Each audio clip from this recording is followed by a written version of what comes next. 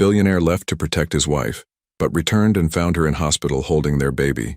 Before we begin, drop a comment telling us which city you're watching from. And once the story ends, don't forget to rate it from 0 to 10. Oh, and make sure to follow our channel for more stories like this. Now, sit back and enjoy every detail.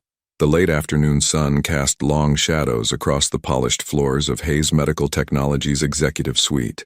Dorian Hayes stood motionless at the floor-to-ceiling windows of his corner office, his broad shoulders tense beneath his charcoal Tom Ford suit. At 39, he commanded respect in every boardroom he entered. 6'2" with an athletic build maintained through early morning runs and weekend tennis matches. His dark hair, perfectly styled with just a hint of silver at the temples, caught the light as he turned his head slightly.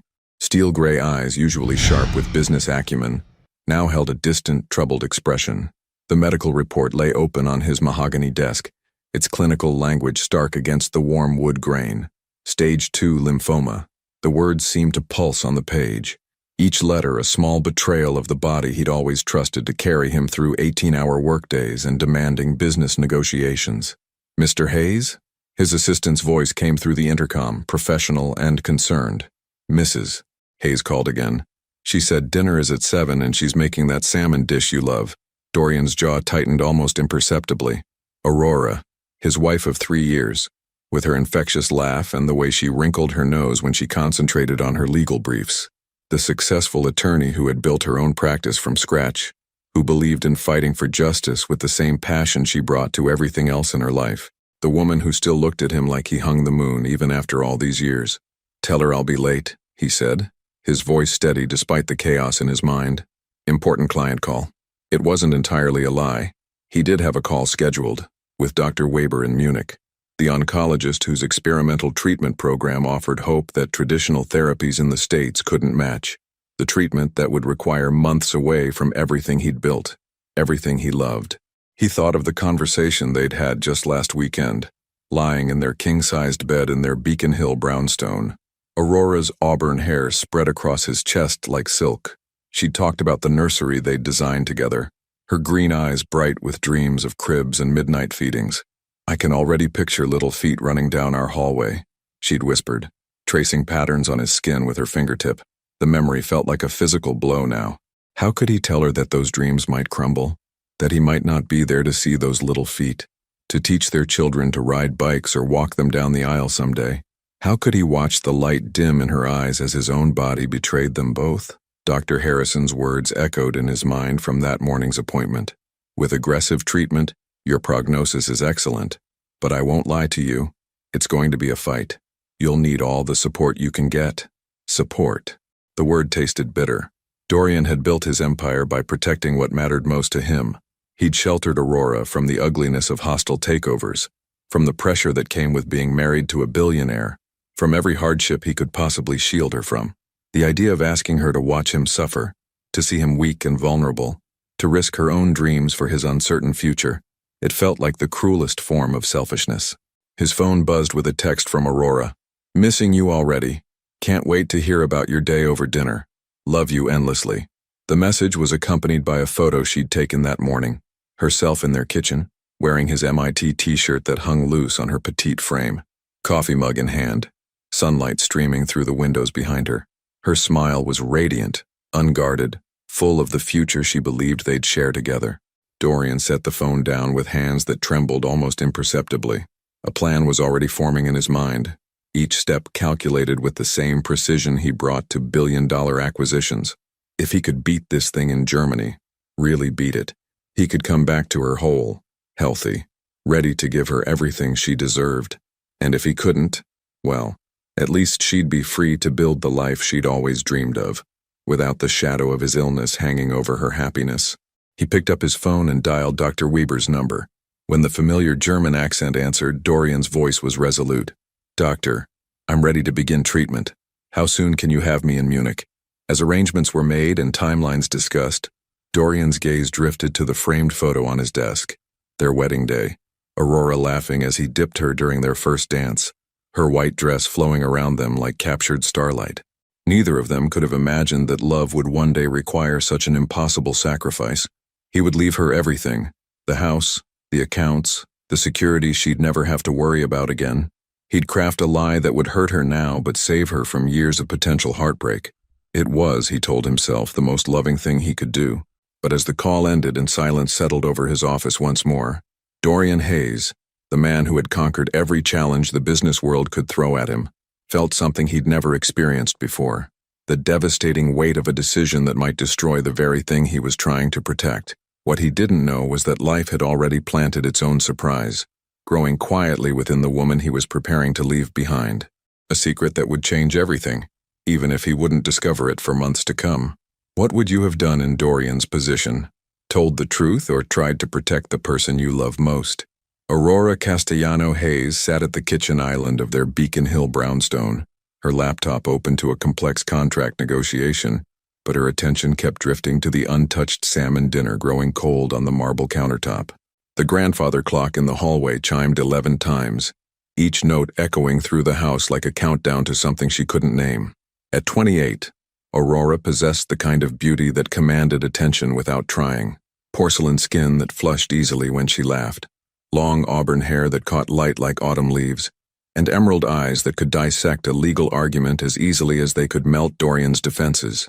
Tonight those eyes held worry as she traced the rim of her wine glass with one manicured finger, the deep burgundy liquid untouched. Her phone buzzed, finally, but instead of Dorian's name, it was her law partner, Isabel. Still at the office? Isabel's voice carried concern. You've been working insane hours lately. Just waiting for Dorian, Aurora replied, closing her laptop with a soft snap.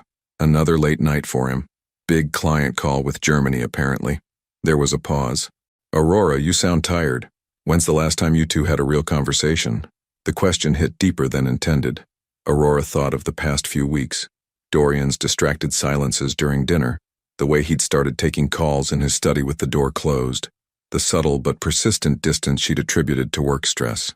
We're fine, she said, though the words felt hollow even to her. Just busy season. After hanging up, Aurora padded upstairs to their master suite, her bare feet silent on the hardwood floors. The room was exactly as she'd left it that morning. Egyptian cotton sheets still rumpled from sleep, Dorian's cologne lingering in the air, his coffee cup forgotten on the nightstand next to a stack of medical journals she'd assumed were for his company's latest software development. She picked up one of the journals, flipping through pages of oncological research and treatment protocols. Strange reading for a software mogul, but Dorian had always been thorough in understanding the medical field his technology served. The sound of his key in the front door sent relief flooding through her. She hurried downstairs, finding him in the foyer, his normally impeccable appearance slightly disheveled, his tie hung loose, his hair mussed as if he'd been running his hands through it. Hey, she said softly, approaching him with the smile that had first caught his attention at a charity gala 3 years ago. Rough day?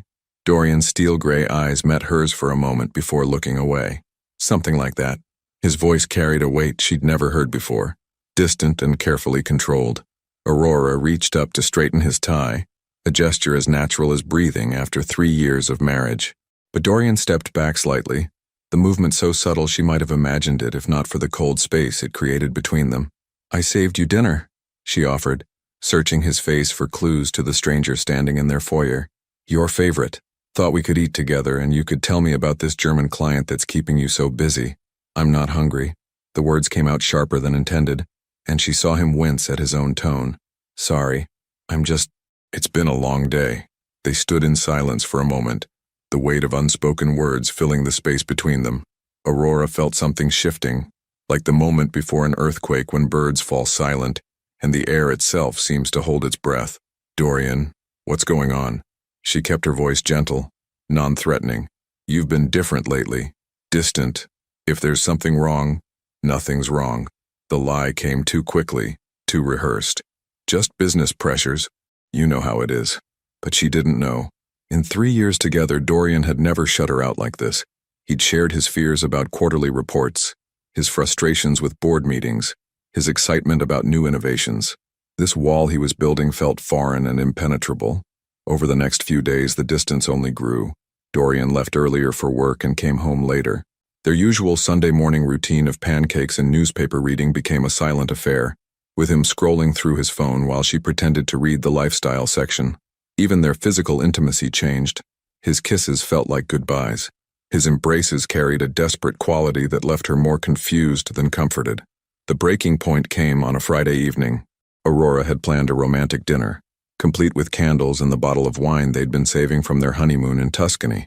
She'd even left work early, something that rarely happened during a major case. Dorian arrived home to find her waiting in an emerald dress that matched her eyes, her hair swept up in the elegant style he'd once said made her look like a movie star from the golden age of Hollywood. "What's all this?" he asked, but there was no warmth in his voice, only wariness. "I thought we could reconnect," she said, moving to embrace him. "It feels like we're ships passing in the night lately." He allowed the embrace but didn't return it, his body rigid against hers. "Aurora, we need to talk." The words every wife dreads. She felt her heart begin to race as they sat across from each other at their dining room table, the romantic setting suddenly feeling like a stage set for a tragedy. "I've been thinking about our future," Dorian began, his businessman's composure firmly in place. "About what we both want from life." "Okay," she said carefully, studying his face for any hint of the man she'd fallen in love with. "I don't think I want children anymore." The statement hit her like a physical blow. They'd talked about children countless times. Names they liked, how they'd decorate a nursery, whether their kids would have his eyes or her stubborn streak. It had been one of the cornerstones of their shared future. "I don't understand," she whispered. "Last month you said you couldn't wait to teach our daughter to ride a bike or take our son to his first baseball game. People change their minds." His voice was clinical, detached. "I've realized that my career requires more focus than I initially thought. Children would be a distraction." Aurora felt tears threatening but forced them back. "Since when do you consider family a distraction? Since when do you make major life decisions without discussing them with your wife?" "I'm discussing it now." The coldness in his voice was like nothing she'd ever heard from him. This wasn't the man who'd held her during thunderstorms, who'd surprised her with handwritten love notes, who'd once driven 4 hours just to bring her soup when she had the flu. "Dorian, what is really going on here?" Her legal training kicked in, the instinct to dig for truth overriding her emotional devastation. "This isn't about career focus. You're lying to me." For a moment she saw a crack in his armor, a flicker of pain in his eyes that was quickly suppressed. "I'm not lying. I'm being honest about what I want from my life. And it's not this." He gestured vaguely at the romantic dinner, at her, at the life they'd built together. The words hung in the air like a death sentence. Aurora sat back in her chair, feeling as if the ground beneath her feet had simply vanished. "So what are you saying exactly?" Dorian's hands clenched and unclenched in his lap, the only sign of his internal struggle. "I think we should take a break, some time apart to figure out what we both really want." "A break?"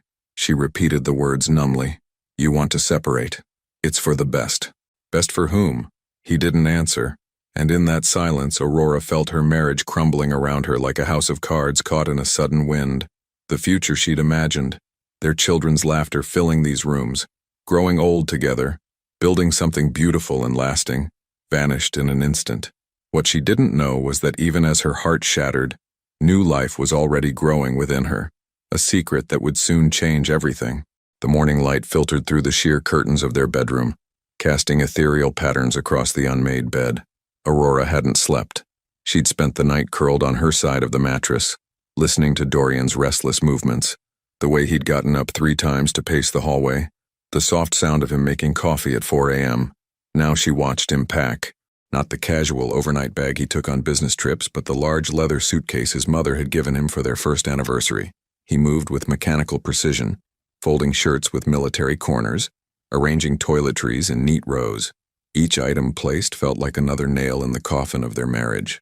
"How long?" she asked, her voice hoarse from the tears she'd finally allowed herself to cry in the shower. Dorian's hands stilled on a stack of sweaters. "I don't know." "That's not an answer." Aurora sat up in bed, pulling the silk sheet around her like armor. "A week? A month? Are you planning to come back at all, or should I call my lawyer now?" The mention of divorce made him flinch visibly. "Aurora, please. This isn't what I want." "Then don't do it." She scrambled to her knees, desperation making her voice crack. "Whatever this is about, we can work through it. That's what marriage means, Dorian. We face things together." He turned away from her, focusing intently on zipping the suitcase. "Some things are better faced alone." "Like what?" What could possibly be so terrible that you'd rather destroy our marriage than tell me the truth? For a moment she thought he might break. His shoulders sagged, and she could see the internal war playing out in the set of his jaw, the way his fingers gripped the suitcase handle until his knuckles went white. But then the mask slipped back into place, and when he faced her again, his expression was carefully neutral. "I've already transferred money to your account," he said, as if discussing a business transaction. "Enough to cover the house, your expenses, whatever you need. The deed to the brownstone is in your name now. You won't have to worry about anything financial." The clinical nature of his words felt like slaps. "I don't want your money, Dorian. I want my husband back. This is who I am now." Aurora studied his face, the sharp cheekbones she'd traced with her fingertips countless times, the mouth that had whispered promises and declarations of forever, the gray eyes that had once looked at her like she was his entire world. Now those eyes held nothing but carefully constructed emptiness. "I don't believe you," she whispered. "The man I married wouldn't abandon his family like this. He wouldn't run when things got difficult. Maybe you never really knew me at all." The words hit their target with devastating accuracy. Aurora fell back against the pillows, feeling as if he'd reached into her chest and squeezed her heart until it stopped beating. Dorian picked up his suitcase and walked to the door, pausing with his hand on the frame. For a heartbeat, Aurora thought he might turn around, might drop the pretense and tell her what was really happening. Instead, he spoke without looking at her. "I'm sorry, Aurora, for all of it." And then he was gone, leaving behind only the faint scent of his cologne and the echo of 3 years of shared dreams crumbling into dust. Aurora heard his car start in the driveway, the sound of the engine fading as he drove away from the life they'd built together. She pulled the covers over her head and let herself break completely, sobbing until her chest ached and her throat was raw. The weeks that followed blurred together in a haze of legal consultations, concerned calls from friends, and sleepless nights spent staring at her phone, hoping for a text that never came. Aurora threw herself into work with the single-minded focus of someone trying to outrun their own thoughts. She took on new cases, worked 18-hour days, and ignored the worried looks from Isabel and the rest of her team. It was 3 weeks after Dorian left that her world tilted again. Aurora sat in Dr.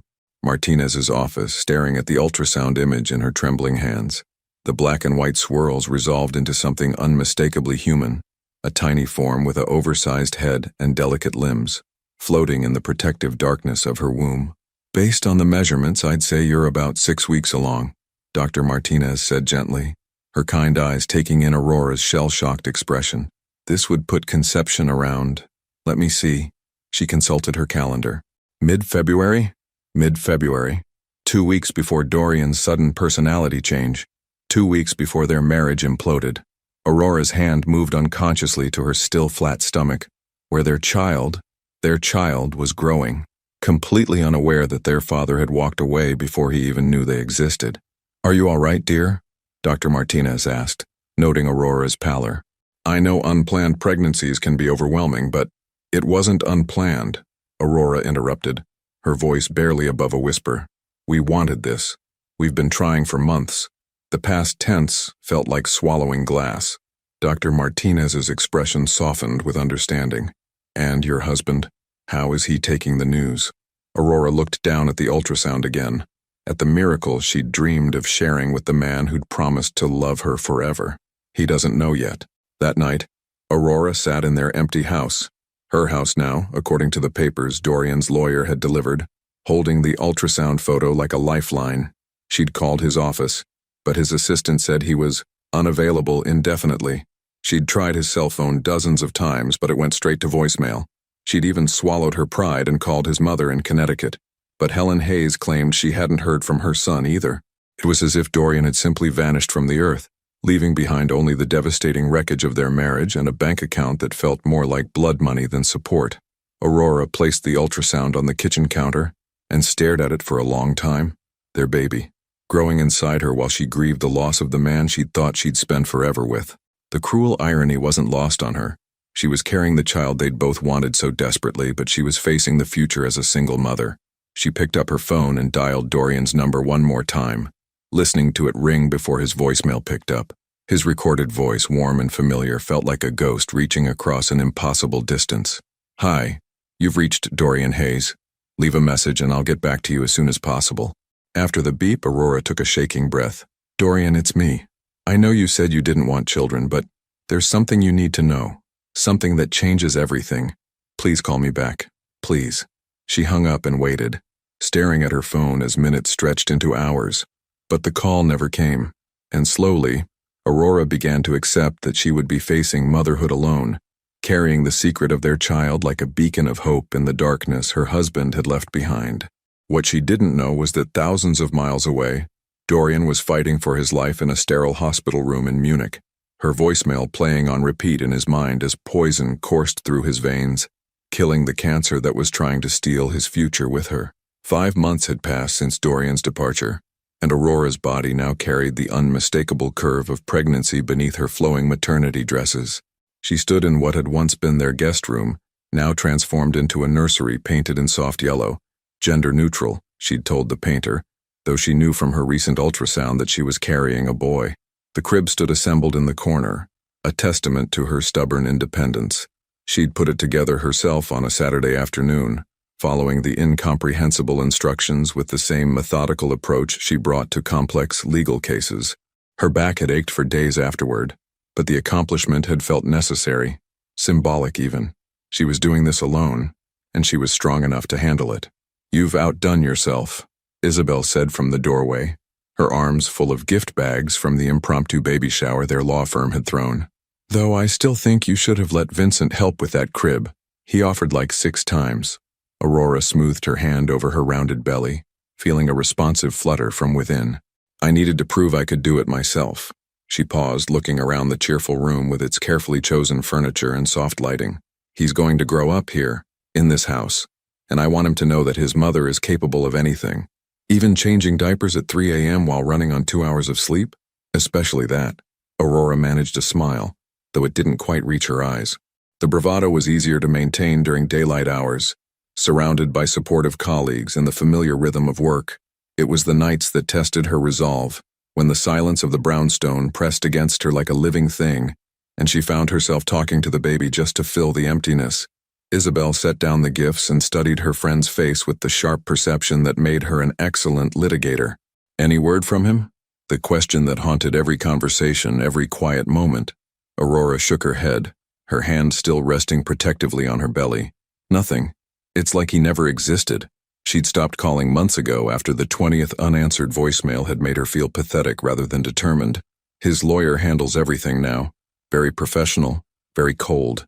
What Aurora didn't say was how she'd hired a private investigator, a discreet man named James Rothschild, who specialized in finding people who didn't want to be found. His report had been frustratingly thin. Dorian had indeed left the country, but beyond that, the trail went cold. It was as if he'd deliberately erased himself from existence. Maybe that's for the best, Isabel offered gently. You're building something beautiful here, for you and the baby. Maybe you don't need him anymore. Aurora nodded because it was easier than explaining the truth, that she still woke up reaching for him, still saved interesting news to share before remembering he wasn't there to hear it, that sometimes, late at night, she'd catch herself planning how to decorate their house for Christmas, thinking in terms of we before reality crashed back over her. 3,000 miles away in a private clinic nestled in the Bavarian countryside, Dorian Hayes stared out at snow-covered mountains while poison dripped into his veins through an IV port. The chemotherapy had stolen his hair, hollowed his cheeks and left him weak as a newborn, but the latest scans showed what Dr. Weber cautiously termed encouraging progress. The tumors have shrunk considerably, the oncologist said, reviewing the imaging results on his tablet. If this trend continues, we're looking at a full recovery. You've responded better to treatment than we dared hope. Dorian closed his eyes, feeling something that might have been relief if it weren't mixed with so much regret. How much longer? Another month, perhaps 2. Then we'll reassess. Dr. Weber's English carried only a slight accent, refined from years of treating international patients. You're fortunate, Mr. Hayes. Not everyone responds this well to our protocols. Fortunate.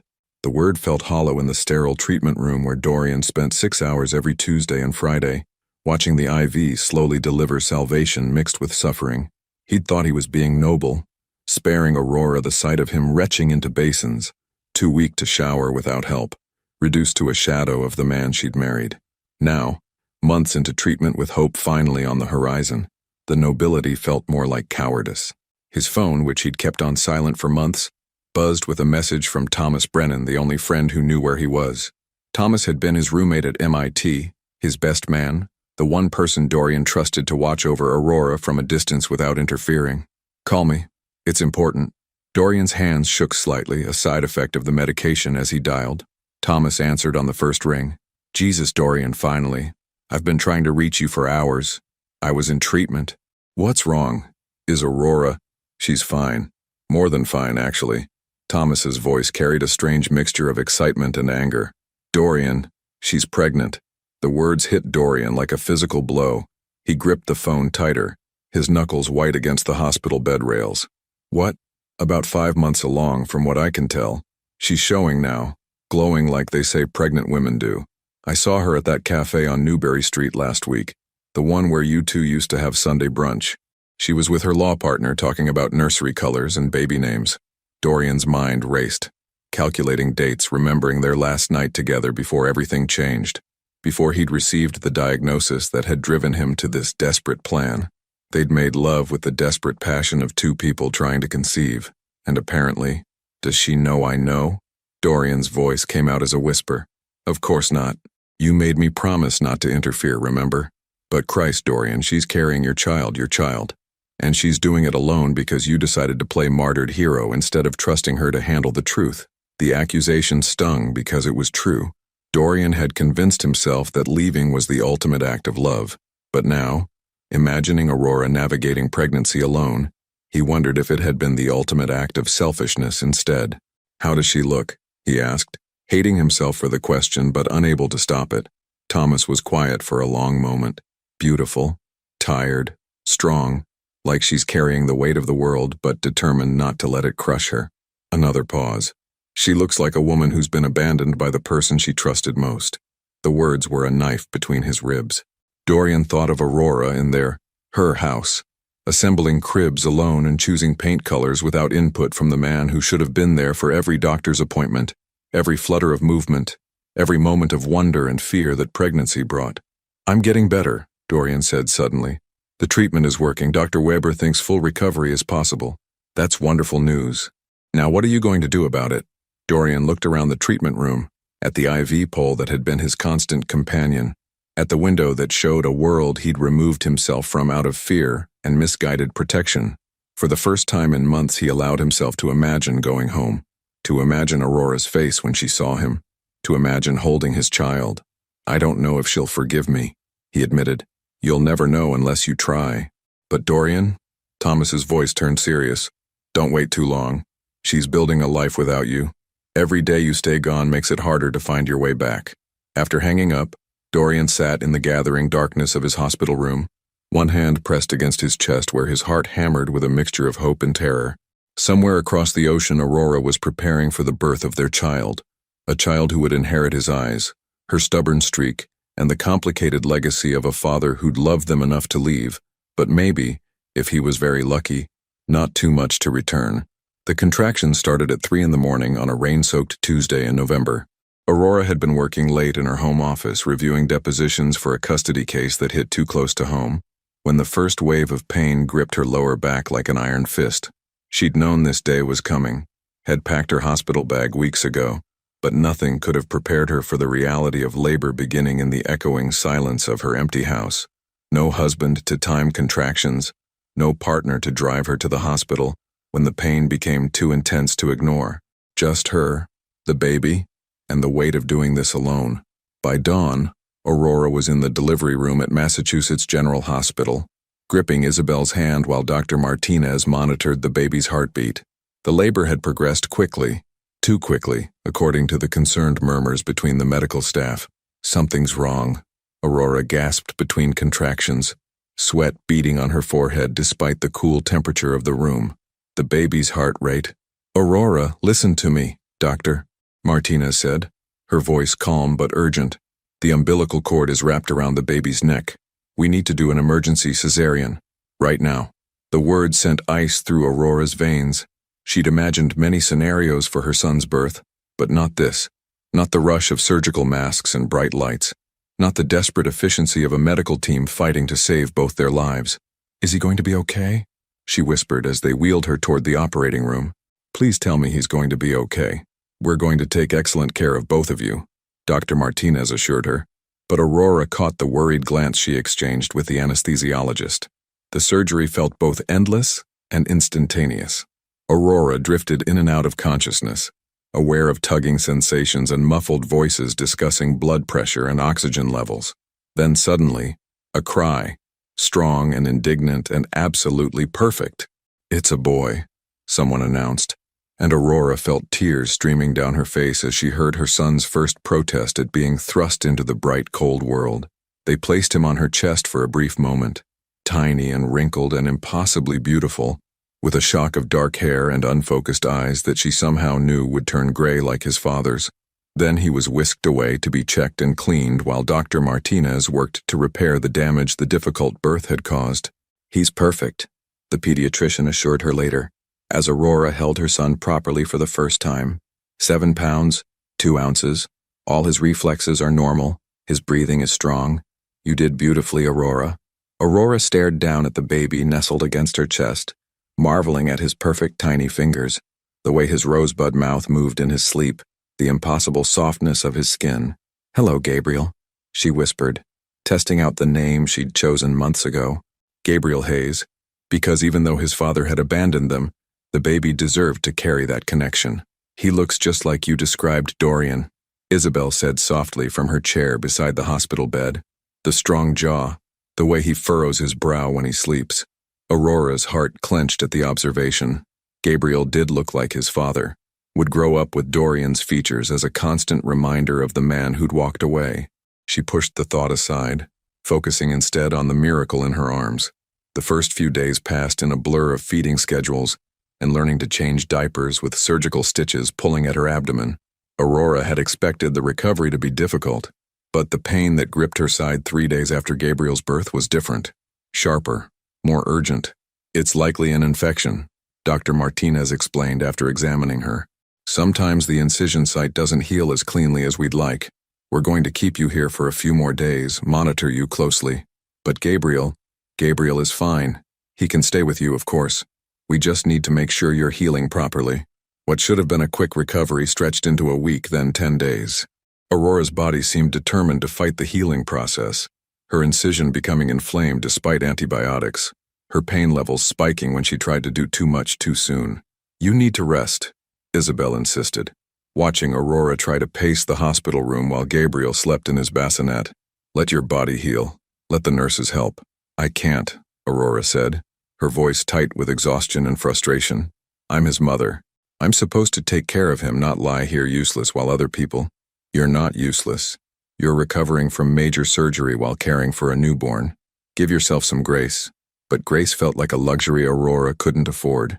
Every day in the hospital was another day of mounting bills despite the insurance, another day away from work, though her partners had assured her the firm would survive her absence. Another day of feeling like she was failing at the one thing that mattered most, being Gabriel's mother. 3,000 miles away, Dorian stood in Dr. Weber's office, staring at scan results that showed no trace of cancer in his system. 6 months of treatment had achieved what they'd barely dared hope for: complete remission. "You're free to go home, Mr. Hayes," Dr. Weber said, with the satisfaction of a man who'd helped perform a minor miracle. "Continue with the medication regimen for another month, but as far as I'm concerned, you've beaten this thing." Dorian should have felt elated. Instead, he felt hollow, as if the victory had come too late to matter. "What are the chances of recurrence?" "Less than 5% given your response to treatment. You're going to live a long, healthy life." Dr. Weber paused, studying Dorian's expression. "You don't seem pleased by this news." "I am. It's just—" Dorian struggled to put his feelings into words. "There's a lot I need to make right." That evening, Dorian sat in his temporary apartment overlooking the Rhine, holding his phone like a loaded weapon. Thomas's latest update had been brief but devastating. Aurora had given birth to their son 2 months ago, but there had been complications. She was still in the hospital, struggling with post-surgical infections while caring for a newborn alone. Their son. Dorian closed his eyes, trying to imagine the child who carried his DNA but would grow up without knowing his father's voice, his laugh, The stories Dorian had planned to tell him about his grandfather's immigrant journey and his grandmother's strength. He'd convinced himself that staying away was noble, that returning healthy would somehow erase the months of abandonment. But now, picturing Aurora in a hospital bed, exhausted and in pain while their baby cried in her arms, Dorian realized the magnitude of his mistake. She didn't need a healthy stranger appearing in her life with explanations and apologies. She needed the partner who should have been there all along, holding her hand through labor, learning to change diapers, sharing the profound terror and joy of becoming parents together. Dorian picked up his phone and, for the first time in 10 months, dialed Aurora's number. It went straight to voicemail. Her phone was probably dead or forgotten in the chaos of new motherhood. But this time, instead of hanging up, he left a message. "Aurora, it's me. I know I have no right to call after all this time, but I heard about the baby. About Gabriel." His voice broke on their son's name. "I'm coming home. I know you probably don't want to see me, and I understand if you never forgive me for leaving, but I'm coming home, and I'm going to spend the rest of my life making this right. I love you. I never stopped loving you."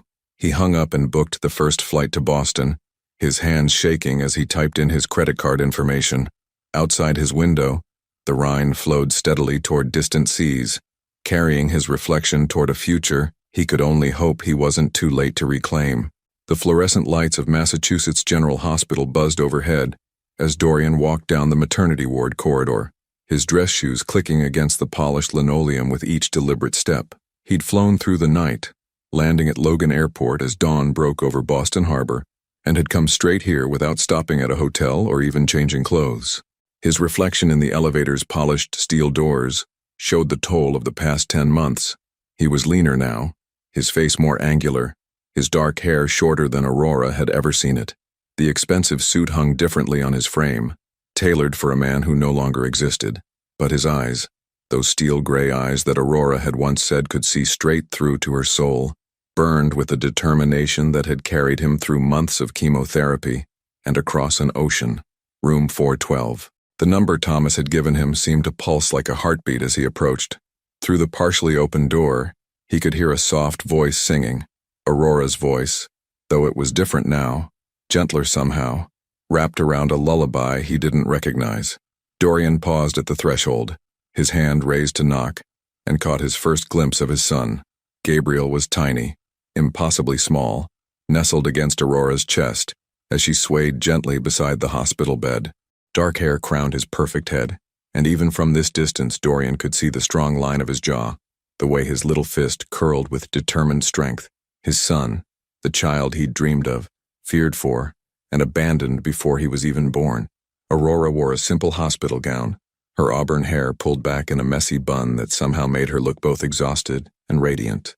There were shadows under her emerald eyes that spoke of sleepless nights and pain medication, but as she looked down at Gabriel, her face held a serenity Dorian had never seen before, the profound peace of a mother completely devoted to her child. For a moment he simply watched them, this perfect tableau of the family he'd walked away from, the family he'd convinced himself he was protecting by leaving.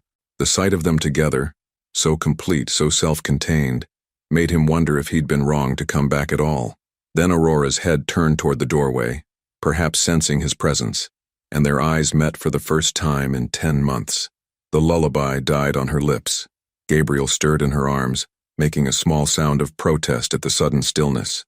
Aurora's face went through a series of emotions in rapid succession: shock, disbelief, something that might have been hope, and then a wall of protective anger that transformed her features into a mask Dorian didn't recognize. "Hello, Aurora," he said quietly, his voice rougher than he'd intended. She didn't respond immediately, just stood there holding their son, her body positioned as if she might need to shield Gabriel from whatever threat Dorian represented. When she finally spoke, her voice was steady but cold. "You're not supposed to be here." "I know." Dorian stepped into the room, moving slowly, his hands visible and unthreatening. "I know I'm the last person you want to see right now. Actually, you're not even on the list of people I want to see." Aurora's grip on Gabriel tightened protectively. "You gave up that right when you walked out on your pregnant wife." The words hit him like physical blows, but Dorian absorbed them, knowing he deserved far worse. "Aurora, please let me explain." "Explain?" Her voice rose slightly, causing Gabriel to fuss. She immediately lowered it, but the fury remained. Explain how you decided I wasn't worth fighting for, how you concluded that I was too weak to handle whatever crisis made you run. Or maybe you'd like to explain how you left me to give birth to our son alone while you— What, Dorian? Found yourself? Had a midlife crisis? Decided you preferred a life without responsibilities? Each accusation was a knife twist, made worse by the fact that she was partially right. He had thought her too fragile to handle his illness, had decided unilaterally what she could and couldn't cope with. The arrogance of it, viewed from this sterile hospital room where she'd fought for both their lives while he was an ocean away, was staggering. It wasn't about you not being strong enough, he said, his voice barely above a whisper. It was about me not being brave enough. Aurora's eyebrows rose in disbelief. Brave enough for what? Dorian looked at his son, really looked at him, taking in every perfect detail. Gabriel had fallen back asleep against Aurora's chest, his tiny face peaceful and trusting. The sight gave Dorian the courage he'd been lacking for months. To tell you I had cancer. The words fell into the room like stones into still water, creating ripples of shock that seemed to change the very air between them. Aurora's face went white, her grip on Gabriel instinctively tightening as if she could protect him from this revelation retroactively. What? She breathed. Lymphoma. Stage 2. Dorian's hands shook as he spoke, the words feeling foreign after months of secrecy. I found out the day before I started acting differently. The day I came home late and couldn't eat dinner. Couldn't touch you without thinking about what it would do to you if I died. Aurora sank slowly into the chair beside her hospital bed, never loosening her hold on Gabriel. Cancer, she repeated, as if testing the word's weight. The doctors here gave me good odds, but there was an experimental treatment in Germany. Better success rates, faster recovery times. I thought— Dorian ran a hand through his hair, the gesture achingly familiar to Aurora despite everything that had changed. I thought if I could beat it there, I could come back to you whole, healthy, ready to give you the life we'd planned. So you decided to lie to me instead. Aurora's voice was deadly quiet. You decided to break my heart and abandon me rather than trust me to handle the truth. I was trying to protect you. From what? From being there when you needed me most. From fulfilling my marriage vows about sickness and health. Tears began to track down Aurora's cheeks, but her voice remained steady. You robbed me of the chance to fight for you, Dorian. You robbed me of the chance to support my husband through the scariest time of his life, and you robbed our son of having his father there from the beginning. The truth of her words hit Dorian like a physical assault. He'd been so focused on the potential pain of watching him suffer that he'd inflicted a different, deeper wound. The agony of abandonment, of feeling unloved and unwanted at the moment she needed him most. Did the treatment work? Aurora asked suddenly, her legal mind cutting through emotion to the facts. Yes, full remission. Dr. Weber says the chances of recurrence are minimal. She nodded slowly, processing this information. So you're healthy now, and you came back because I love you, because I never stopped loving you, not for a single day, because I made the biggest mistake of my life when I walked away, and I'm hoping, praying, that it's not too late to make it right. Aurora was quiet for a long moment, looking down at Gabriel's sleeping face. When she spoke again, her voice was thick with exhaustion and pain. He looks like you, she said simply. Everyone says so. Your eyes, your jawline, even the way he furrows his brow when he's thinking. And every time someone mentions it, it's like a knife in my chest because you weren't here to see it for yourself. Dorian felt tears he'd been holding back for months finally break free. Aurora, I went through 47 hours of labor alone, she continued, her voice growing stronger. I had an emergency cesarean because the cord was wrapped around his neck. I thought I might lose him, and I had no one to hold my hand or tell me it was going to be okay. Then I developed an infection that kept us here for 2 weeks, and I've been taking care of a newborn while recovering from major surgery, because the man who promised to love me forever decided I was too delicate to handle his problems. The litany of his failures hung in the air between them like an accusation that could never be fully answered. Dorian wanted to go to her, to drop to his knees and beg for forgiveness, but he could see the invisible barrier she'd erected around herself and their son. What do you want from me, Dorian? Aurora asked finally. What do you expect to happen now that you've waltzed back into our lives with your explanations and your apologies? It was the question he'd been asking himself for the entire flight from Munich. What did he want? What did he have the right to ask for? I want to be Gabriel's father, he said quietly. I want to hold my son and tell him stories and teach him to ride a bike. I want to take care of you while you recover, To make up for not being here when you needed me most. He paused, gathering courage for the most important words he'd ever spoken. And if you'll let me, I want to spend the rest of my life proving that I'll never abandon our family again. Aurora studied his face for a long moment, searching for something he hoped she could find. Finally, she stood up, still holding Gabriel, and moved toward him. For a heartbeat, Dorian thought she might forgive him, might let him hold his son. Instead, she stopped just out of reach and spoke words that shattered his heart all over again. I don't know if I can trust you anymore, Dorian. You made a choice that broke us, and I don't know if we can ever be put back together. The silence that followed Aurora's devastating words stretched between them like a chasm. Gabriel stirred in his mother's arms, his tiny face scrunching up in preparation for what Aurora had learned to recognize as his hungry cry. The sound broke through the tension, reminding them both that whatever lay between them, this innocent child had needs that transcended their complicated history. He needs to eat, Aurora said quietly, moving toward the small refrigerator where the nurses stored her pumped breast milk. But as she shifted Gabriel to one arm to open the door, a sharp pain shot through her incision site, causing her to gasp and nearly stumble. Dorian moved instinctively, his hands reaching out to steady her. Let me help. I can manage, Aurora said through gritted teeth, but another wave of pain contradicted her words. Aurora, you're clearly in pain. Please, let me at least. Dorian reached for the refrigerator door, his movements careful and non-threatening. You shouldn't be straining yourself. For a moment she looked like she might refuse on principle, but Gabriel's cries were growing more insistent, and the exhaustion etched in every line of her body was impossible to ignore. Reluctantly, she allowed Dorian to retrieve the bottle and warm it under the hot water tap. Here, he said softly, holding out the bottle. Is the temperature right? Aurora tested it against her wrist, a motion so naturally maternal that it made Dorian's chest ache with all the moments he'd missed. It's fine, she admitted grudgingly. As she settled back into the chair to feed Gabriel, Dorian found himself mesmerized by the sight of his son. Gabriel latched onto the bottle with determined enthusiasm, his tiny hands waving in the air before settling against the bottle's sides. His eyes, when they opened briefly, were indeed the same steel gray as Dorian's own. He's beautiful, Dorian whispered, the words inadequate for the overwhelming rush of love and regret that crashed over him. He's perfect, he is. Aurora's voice softened as she looked down at Gabriel, her anger momentarily eclipsed by maternal pride. He's been such a good baby, considering everything. The nurses say he's remarkably alert for his age. Dorian pulled a chair closer, not close enough to intrude but near enough to really see his son. What's he like? His personality, I mean.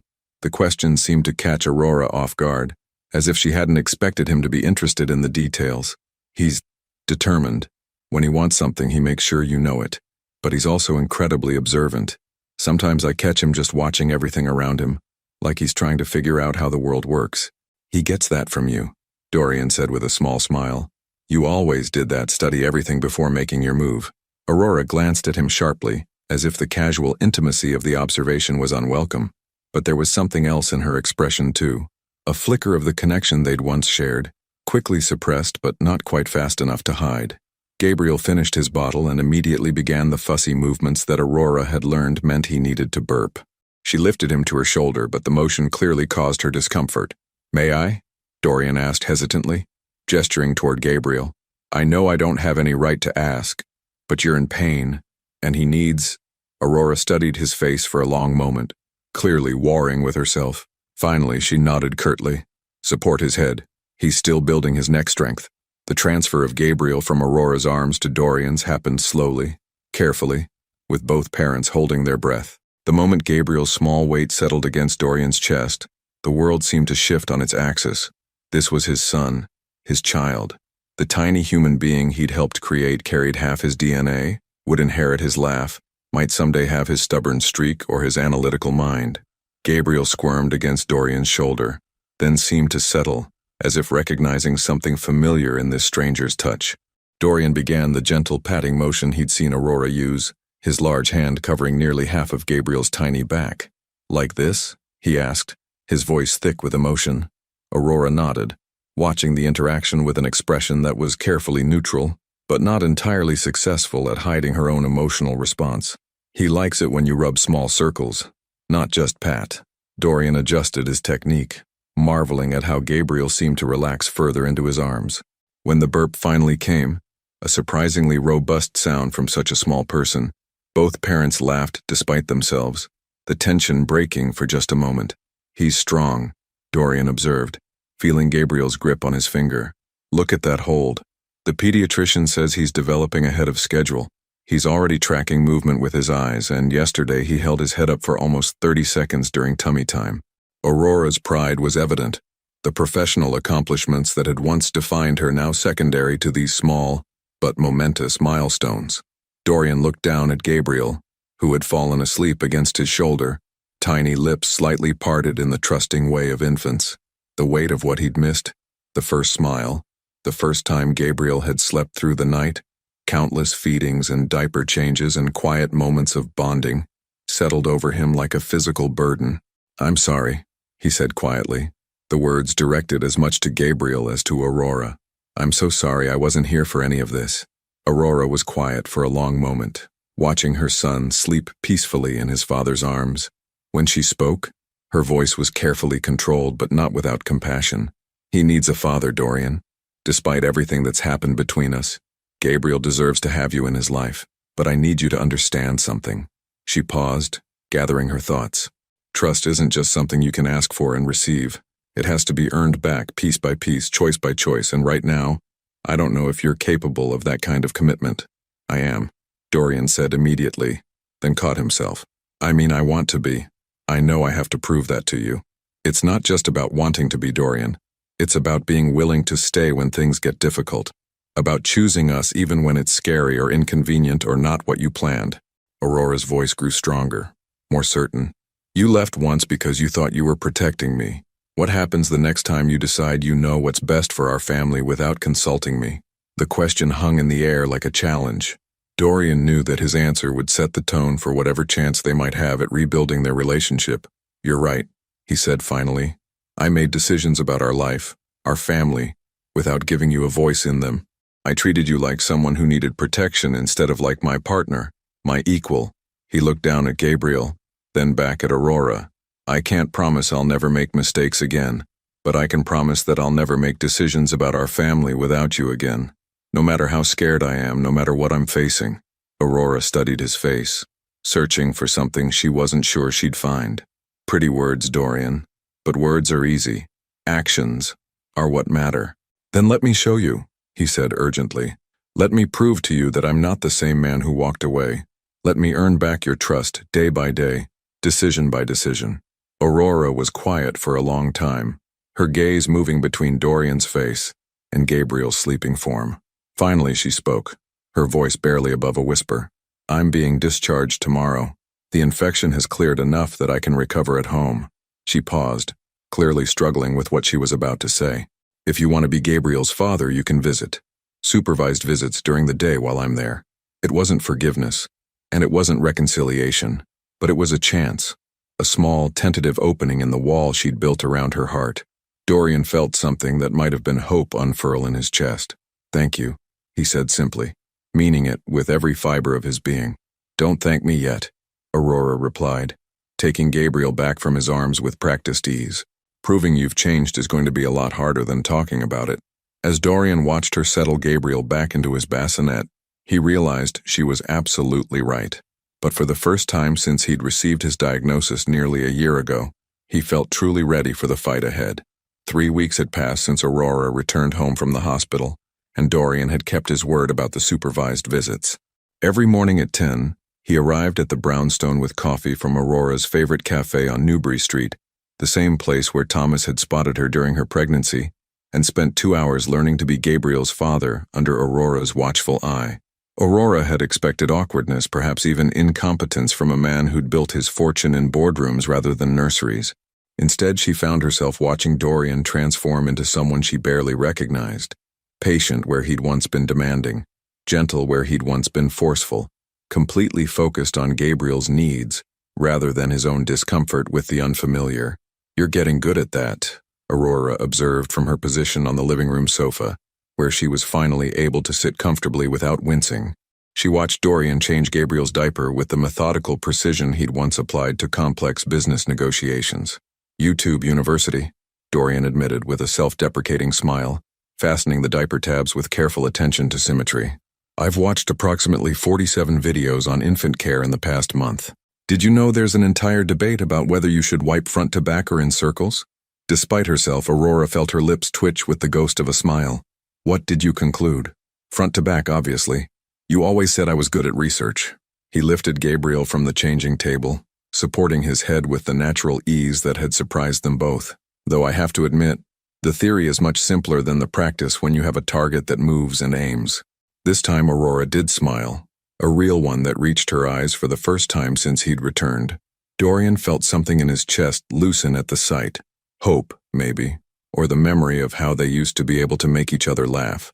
Gabriel, as if sensing the lighter mood, chose that moment to spit up directly onto Dorian's expensive cashmere sweater. Instead of the frustrated reaction Aurora half expected, Dorian simply reached for the burp cloth he'd learned to keep perpetually within reach. Good timing, buddy, he said mildly, cleaning Gabriel's face with gentle strokes. Remind me to change before my board meeting this afternoon. You have a board meeting? Aurora asked, something that might have been concern flickering across her face. Don't you need to prepare? Review reports, rehearse presentations? Dorian shook his head, settling into the rocking chair they'd bought but never used before Gabriel's birth. I'm learning to delegate better. Turns out the company runs just fine without my constant micromanagement.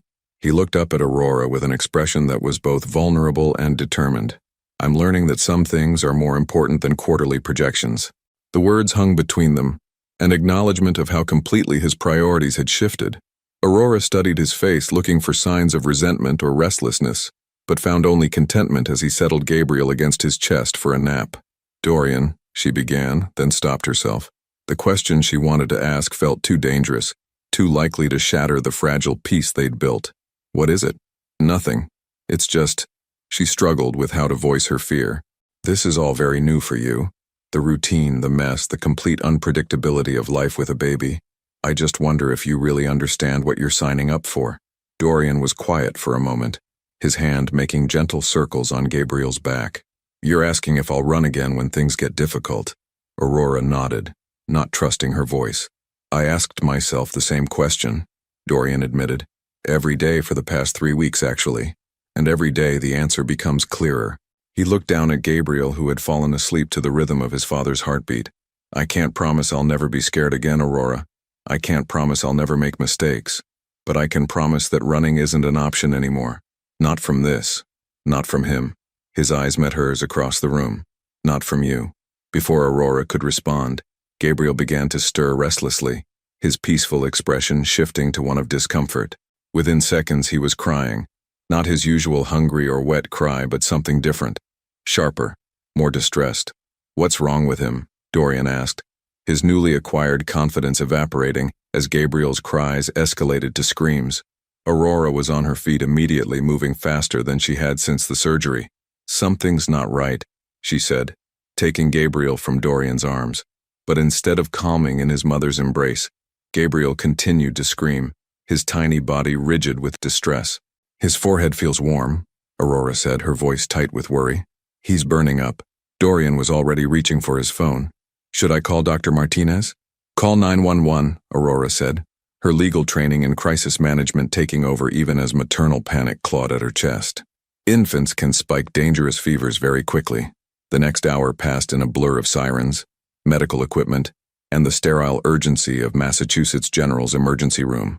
Gabriel's temperature had reached 102.3 degrees, dangerously high for a 2-month-old, and the medical team moved with the swift efficiency that Aurora remembered from his birth.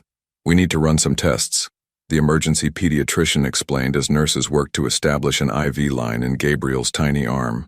Fever in infants this young can indicate serious bacterial infections. We'll need blood work, urine cultures, possibly a spinal tap to rule out meningitis. The word meningitis hit Aurora like a physical blow. She gripped the bed rail until her knuckles went white, watching helplessly as her son screamed through procedure after procedure. I can't do this, she whispered, her composure finally cracking. I can't watch them hurt him. Without thinking, Dorian moved to her side, his arms sliding around her shoulders. For a moment Aurora tensed, but then Gabriel let out another heartbroken cry, and her defenses crumbled completely. She turned into Dorian's chest, allowing herself to be held while their son fought whatever was attacking his tiny system. "He's going to be okay," Dorian murmured into her hair, his own voice shaking. "He's strong. Look how strong he is." They stayed like that through the endless hours of waiting, Aurora's anger and mistrust temporarily suspended in the face of their shared terror. When Gabriel's fever finally broke near dawn, when the tests came back showing a simple viral infection rather than the bacterial nightmare they'd feared, Aurora realized something had shifted between them again. "Thank you," she said quietly as they sat beside Gabriel's hospital crib, watching him sleep peacefully for the first time in 12 hours. "For what?" "For staying. For not falling apart when I did. For being exactly what Gabriel needed." She paused, her voice dropping to barely above a whisper. "For being exactly what I needed." Dorian reached across the space between their chairs and took her hand. This time, she didn't pull away. "I meant what I said before," he told her. "I'm not going anywhere. Whatever comes next. Sleepless nights, teething, temper tantrums, teenage rebellion. I'm staying." Aurora studied their joined hands, then looked up at his face. For the first time since he'd walked back into her life, she allowed herself to see not the man who had abandoned her, but the man who had spent the last 18 hours proving he was someone different entirely. "I'm still scared," she admitted. "So am I," Dorian replied. "But maybe we can be scared together this time." In the pale morning light filtering through the hospital windows, with their son breathing steadily beside them and their hands clasped between their chairs, it felt like the beginning of something new, not a return to what they'd lost, but the tentative first steps toward what they might become. 2 months had passed since Gabriel's fever scare, and the rhythm of their unconventional family had evolved into something neither Aurora nor Dorian had expected. What began as supervised visits had gradually expanded, Dorian staying for lunch, helping with bedtime routines, even spending entire Saturdays learning to navigate the delicate balance of infant care and Aurora's continued recovery. On this particular evening, Aurora found herself watching Dorian read to Gabriel from the leather-bound copy of Goodnight Moon his mother had sent from Connecticut. Gabriel, now 4 months old and increasingly alert, seemed mesmerized by his father's deep voice, his tiny hands reaching toward the colorful illustrations. In the great green room, there was a telephone and a red balloon. Dorian read, his voice soft and rhythmic. He'd long since abandoned the stiff formality that had once defined him, trading expensive suits for jeans and sweaters that could survive inevitable spit-up incidents. Aurora curled deeper into the corner of the sofa, a cup of tea warming her hands as she observed this scene that had become precious in its ordinary beauty. The man reading to their son bore little resemblance to the distant stranger who had walked out of their marriage 11 months ago. This version of Dorian moved with patient gentleness, spoke in hushed tones that respected Gabriel's drowsy state, and seemed completely content to spend his evening in a nursery instead of a boardroom. "Good night, stars, good night, air, good night, noises everywhere," Dorian finished, closing the book softly. Gabriel's eyelids were heavy, his small body relaxed against his father's chest. "He's asleep," Aurora whispered. Dorian nodded, rising carefully from the rocking chair and moving toward the crib with the practiced ease of someone who'd learned to navigate parenthood through repetition and dedication. He lowered Gabriel onto the mattress with infinite care, covering him with the soft blue blanket Aurora's mother had knitted before his birth. They stood together beside the crib for a moment, watching their son sleep, both lost in the quiet wonder that still caught them off guard. Gabriel's face in sleep was peaceful and perfect, his dark lashes casting shadows on his cheeks, one tiny fist curled beside his face. "He's gotten so much bigger," Dorian murmured, reaching out to gently touch Gabriel's hand. "Look at those fingers. They're actually proportional now." Aurora smiled, remembering her own amazement at how quickly infants changed. "Dr. Martinez says he's in the 90th percentile for both height and weight. She thinks he's going to be tall like you. Good thing you bought those clothes in bigger sizes." Dorian's voice carried a warmth that made something flutter in Aurora's chest, the kind of intimate observation that came from paying attention, from being present for the small details that made up daily life with a baby. They moved quietly out of the nursery, leaving the door slightly ajar so they could hear if Gabriel woke. In the living room, Aurora settled back onto the sofa while Dorian moved toward the kitchen with the automatic efficiency of someone who'd learned the landscape of this house again. "More tea?" he asked, already reaching for the kettle. Aurora nodded, studying his profile as he prepared her drink exactly the way she liked it, honey instead of sugar, steeped for precisely 4 minutes. When had he relearned these small preferences? When had she stopped noticing him learning them? "Dorian," she said when he returned with 2 steaming mugs, settling into the armchair across from her with the careful distance he'd maintained since that night at the hospital. "Can I ask you something?" "Of course." Aurora wrapped her hands around her mug, gathering courage for a conversation they'd been dancing around for weeks. "What happens now? With us, I mean. We've found this rhythm with Gabriel and it's working, but we've never talked about what we're actually doing here." Dorian set down his tea, his expression growing serious. "What do you want to happen?" "That's not an answer. It's an honest question." Dorian leaned forward slightly, his gray eyes intense in the lamplight. "Aurora, I know what I want. I've known since the moment I saw you holding Gabriel in that hospital room. But what I want doesn't matter unless you want it too." Aurora felt her heart begin to race. "Tell me anyway." Dorian was quiet for a long moment, choosing his words carefully. "I want to come home," he said finally. "Not to the house, though I miss it, but to you, to us. I want to wake up next to you every morning and know that whatever challenges we're facing them together. I want to be Gabriel's father and your husband, not just a visitor in my own family." The words hung between them like a bridge Aurora wasn't sure she was ready to cross. "And what makes you think that's possible after everything that's happened?" "Because I'm not the same man who left you." Dorian's voice grew stronger, more certain. That man was so terrified of appearing weak that he forgot what real strength looked like. He thought protection meant making decisions for people he loved, instead of with them. He confused love with control. Aurora studied his face, searching for any hint of the old arrogance, the need to be right that had sometimes made their early relationship feel like a power struggle. She found only honesty and a vulnerability that was entirely new. "How do I know you won't run again the next time something scares you?" "Because running almost cost me everything that matters." Dorian stood up suddenly, moving to the mantelpiece where their wedding photo still sat. Though Aurora had turned it face down months ago, he picked it up, studying the image of them dancing at their reception, young and certain that love would be enough to conquer anything. "Do you remember what you said in your wedding vows?" he asked. Aurora's throat tightened. "Dorian, you said that marriage wasn't about finding someone you could live with, but finding someone you couldn't live without." He turned to face her, the photo still in his hands. "You were right. I can't live without you, Aurora. I tried. For 10 months I tried to convince myself that loving you meant letting you go, but all I did was break both our hearts and deprive our son of his father."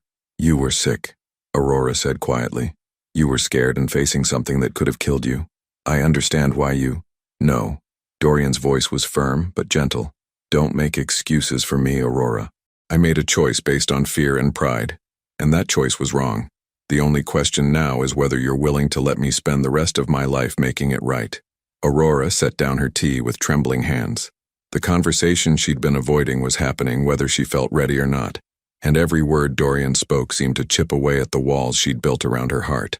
"I'm terrified," she whispered. "Of what?" "Of trusting you again and having you leave. Of believing that we can go back to what we were and discovering that too much has changed." She looked up at him with eyes bright with unshed tears.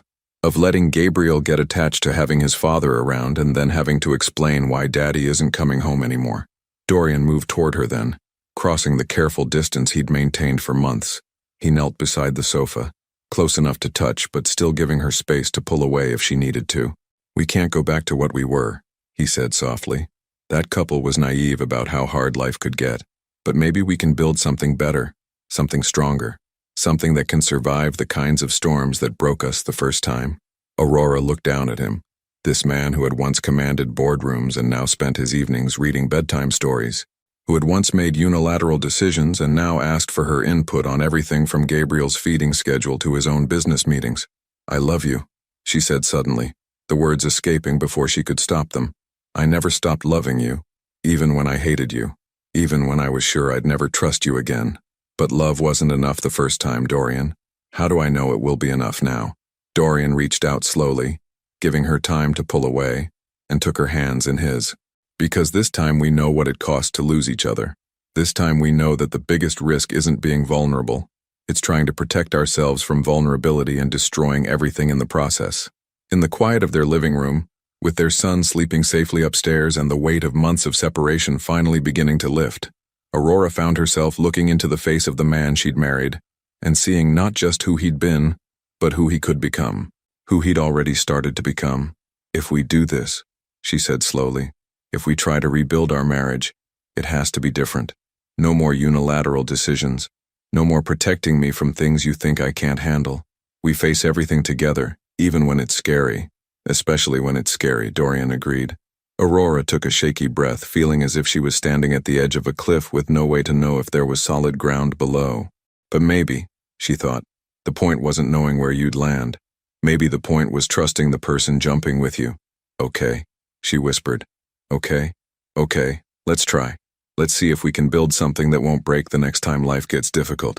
Dorian's face transformed with a hope so profound it took Aurora's breath away. Slowly, carefully, he leaned forward and kissed her, not with the desperate passion of their youth, but with the deeper tenderness of two people who had learned what it meant to lose each other and were determined never to let it happen again. When they broke apart, Aurora rested her forehead against his, both of them breathing carefully in the space between what they'd lost and what they might still be able to build together. 6 months had passed since that pivotal evening, when Aurora and Dorian had decided to rebuild their marriage from its broken foundation. Gabriel was now 10 months old, crawling with determined enthusiasm throughout the brownstone, and pulling himself up on furniture with the fearless confidence that made both parents simultaneously proud and terrified. Dorian had officially moved back home 3 months ago, but they'd approached their reunion with the careful deliberation of architects designing a building meant to withstand earthquakes. Separate bedrooms at first, shared meals and parenting duties, long conversations that stretched into the night as they learned to trust each other again with their fears, their hopes, their daily frustrations and small victories. Tonight, Aurora sat in their bedroom again as of 2 weeks ago, watching Dorian pack for what should have been a routine business trip to Seattle. But nothing felt routine about the way her stomach clenched with familiar anxiety as she watched him fold shirts with military precision. It's just 3 days, Dorian said without looking up from his suitcase, though his voice carried the careful tone he used when he sensed her emotional weather changing. Tuesday through Thursday. I'll be back before Gabriel's bedtime on Thursday night. Aurora nodded, hating the irrational fear that crawled up her throat every time he prepared to leave. They'd discussed this trip for weeks. She'd even helped him plan the presentation he'd be giving to potential investors. But watching him pack still triggered memories of another suitcase, another departure that had lasted 10 devastating months. I know, she said, forcing her voice to remain steady. It's important for the company. The Seattle expansion could triple your market share in the Pacific Northwest. Dorian finally looked up at her, reading the tension in her posture despite her controlled words. He set down the shirt he'd been folding and moved to sit beside her on the bed, his movements slow and deliberate. Aurora, talk to me. What's really going on? She wanted to brush off his concern, to pretend that her anxiety was manageable, but they'd promised each other radical honesty in this new version of their marriage. I know it's illogical, she began, staring at her hands. I know this is just business and I know you're coming back, but watching you pack, she trailed off, unable to finish the sentence. Brings back memories of the last time I packed, Dorian finished, gently. Aurora nodded, feeling foolish but unable to shake the tight feeling in her chest. Dorian reached for her hands, his thumbs tracing gentle circles across her knuckles. What can I do to help? What do you need from me? The question itself was evidence of how much he'd changed. The old Dorian would have dismissed her fears as irrational, would have pointed out the obvious differences between then and now. This Dorian asked what she needed, and waited for her answer. I don't know, Aurora admitted. It's not about you. It's about me. I thought I'd worked through this, but apparently my brain hasn't gotten the memo that you're not leaving forever. Then let's figure it out together. Dorian's voice was patient, free of the frustration she'd half expected. What would help? Do you want to come with me? I could arrange childcare for Gabriel. Make it a family trip. No. Aurora shook her head quickly. I have the Morrison custody hearing on Wednesday. I can't leave. Then what, phone calls, video chats? I could call every few hours. Dorian. Aurora looked up at him, seeing the genuine concern in his gray eyes. You don't have to manage my anxiety for me. I just need to work through it. But I want to help. If there's something I can do to make this easier. Aurora felt tears threaten, but they weren't tears of sadness or fear. They were tears of gratitude for this man who had learned to lead with compassion instead of solutions, who offered support without trying to fix what wasn't his to repair. Just come back, she whispered. That's all I need. Just keep your promise and come home to us. Aurora. Dorian's voice was fierce with certainty. I will always come home to you, even if the plane is delayed, even if the meetings run long, even if Seattle falls into the ocean. I will always find my way back to you and Gabriel." Before Aurora could respond, the baby monitor on their nightstand crackled with the sound of Gabriel stirring in his crib. His sleep schedule had been erratic lately, a combination of teething and the cognitive leaps that his pediatrician assured them were normal but exhausting. "I'll get him," Dorian said, but Aurora was already standing. I could use the distraction." They found Gabriel standing in his crib, gripping the rails with both hands and bouncing slightly on his feet. His face lit up when he saw them, a gummy smile spreading across his features despite the fact that it was nearly midnight. "Someone's not tired," Aurora observed, lifting Gabriel from the crib. He immediately began babbling in the musical nonsense language he'd recently discovered, his chubby hands patting her cheeks with delighted enthusiasm. "Da-da-da-da," Gabriel announced suddenly, his eyes focused on Dorian with unmistakable intent. Both parents froze. Gabriel had been making various sounds for weeks, but this was different, deliberate, directed. "Did he just—" Aurora began. "Da-da," Gabriel repeated, reaching his arms toward Dorian with the universal gesture of a child who wanted to be held. Dorian's face transformed with wonder and disbelief. He said "dada." He actually said "dada." Aurora felt her throat tighten with emotion as she transferred Gabriel to Dorian's arms. Their son immediately settled against his father's chest, continuing his babbled commentary while patting Dorian's face with the same affectionate enthusiasm he'd shown her. "Da-da-da-da," Gabriel said again as if testing the sound and finding it satisfactory. "That's right, buddy," Dorian said, his voice rough with emotion. "I'm your Dada, and I'm never going to leave you again." The promise was spoken to Gabriel, but Aurora heard it as clearly as if it had been directed at her. Watching Dorian hold their son, seeing the absolute devotion in his face, feeling the solid presence of the family they'd rebuilt from ashes, Aurora felt her anxiety finally begin to loosen its grip on her chest. "He's going to say Mama next," Dorian said confidently, bouncing Gabriel gently. "Aren't you, Gabriel? You're going to make sure Mama gets her turn." But Gabriel seemed quite satisfied with his new word, repeating it with increasing volume and enthusiasm, until both parents were laughing despite the late hour. "We should put him back down," Aurora said eventually, though she was reluctant to end this perfect moment. "In a minute," Dorian said, still marveling at his son. "I just want to remember this.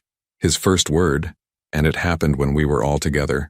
Aurora studied Dorian's face in the soft glow of the nursery nightlight, seeing not just the man who would leave for Seattle in the morning, but the father who had already proven he would move mountains to come home to his family, the husband who had learned that love meant staying, especially when staying was hard. "Go to Seattle," she said suddenly. "Build your empire, expand the company, conquer the Pacific Northwest." Dorian looked at her in surprise. "Are you sure?" "I'm sure." Aurora moved closer to him, close enough to touch Gabriel's hand where it rested on Dorian's shoulder. "Because I know you'll come home, and when you do, Gabriel and I will be here waiting." Dorian shifted Gabriel to one arm and used his free hand to cup Aurora's face, his thumb brushing away a tear she didn't realize had fallen. "I love you," he said simply. "Both of you, more than anything else in this world." "We love you too," Aurora replied, the words carrying the weight of forgiveness, trust, and a future built on the solid foundation of lessons learned through heartbreak.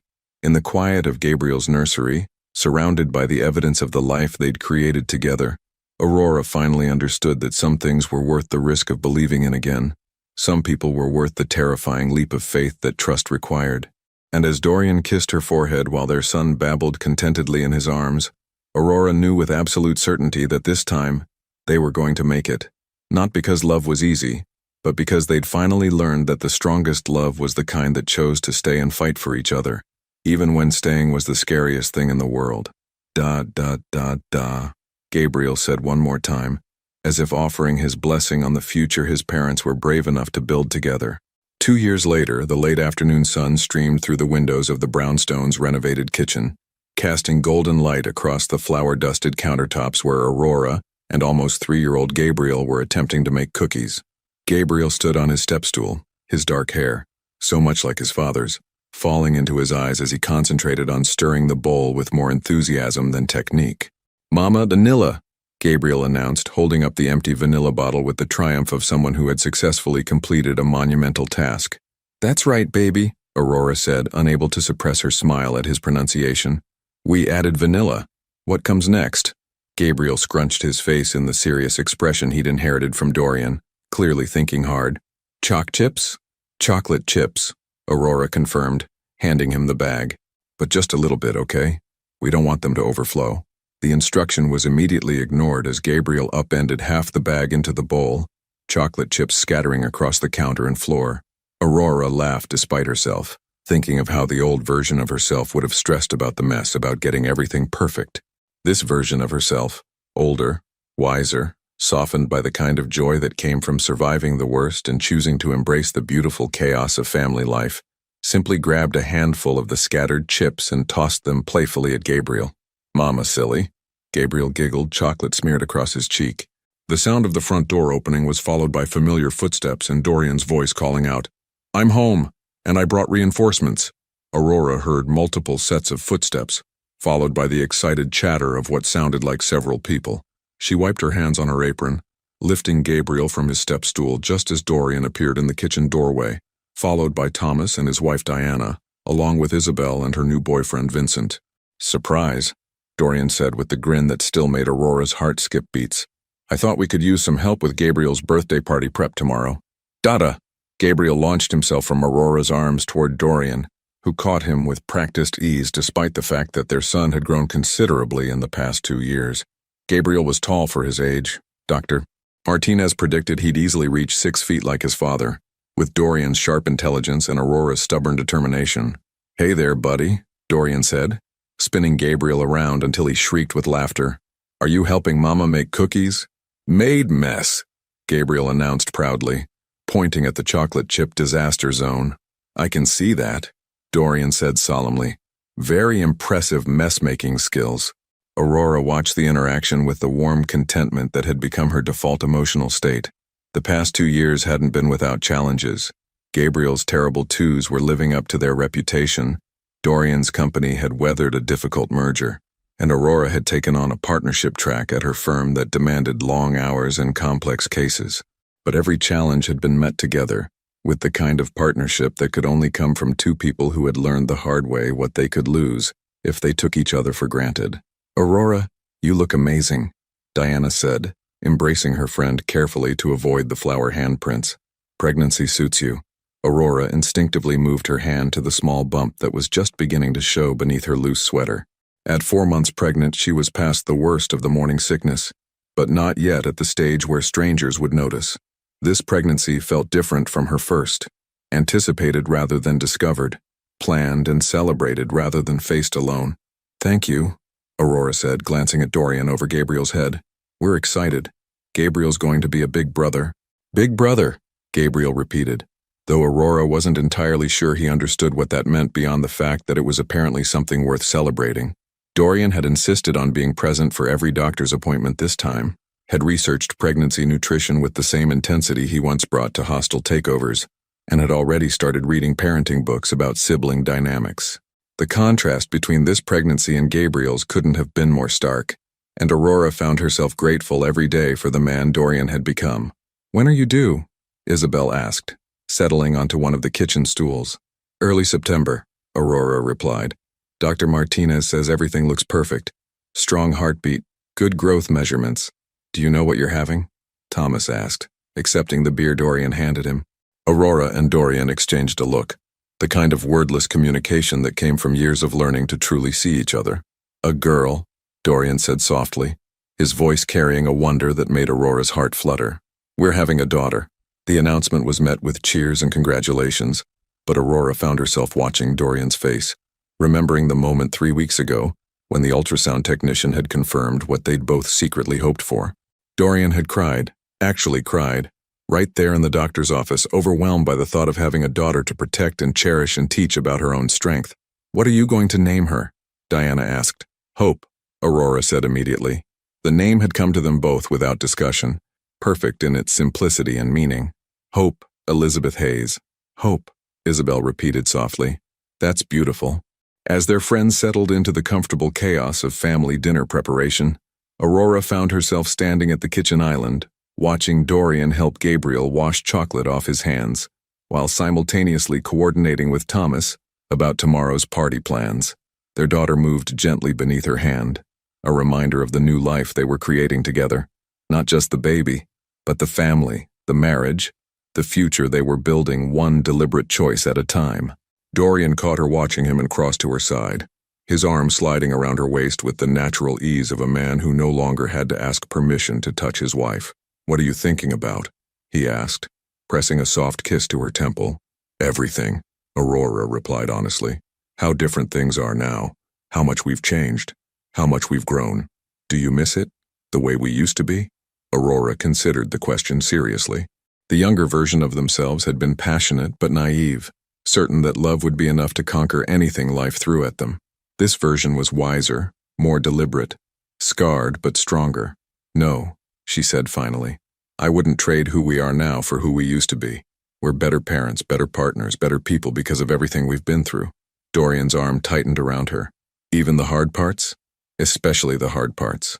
Aurora leaned into him, feeling the solid strength that had carried them through their darkest moments and into this golden afternoon surrounded by friends and family and the beautiful chaos of a life well lived.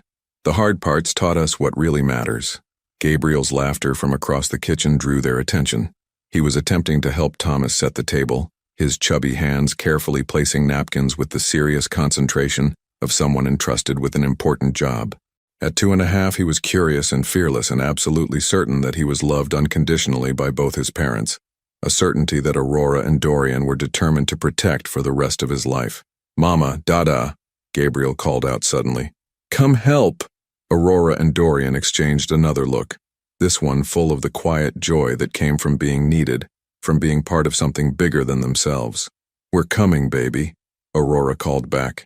As they moved toward their son, toward their friends, toward the dinner table that would soon be filled with laughter and conversation, and the kind of memories that made a house into a home, Aurora felt the profound gratitude that had become her constant companion. Not gratitude for a perfect life, because their life certainly wasn't perfect, but gratitude for a real life, a hard-won life, a life built on the foundation of two people who had learned to choose each other every single day.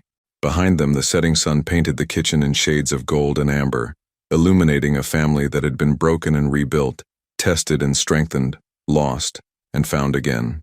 In a few months, Hope would join their perfect chaos, adding her own voice to the symphony of their days. And in the warmth of that kitchen, surrounded by the people who mattered most, Aurora Hayes knew with absolute certainty that every heartbreak, every tear, every moment of doubt had been worth it to arrive at this exact place, at this exact moment, with this exact family. Some love stories ended with happily ever after, but the best ones, Aurora had learned, ended with happily ever working at it. And that, she thought, as Gabriel's laughter filled the air and Dorian's hand found hers, was so much better than any fairy tale. Would you have found the courage to rebuild after such devastating betrayal? Or would you have chosen to start fresh with someone new? Your participation means a lot to the channel. Please share your thoughts in the comments. Thank you for watching. If you enjoyed the story, please subscribe to our channel and leave a comment below letting us know what you thought. Your feedback and support mean a lot to us. Stay tuned for more exciting stories.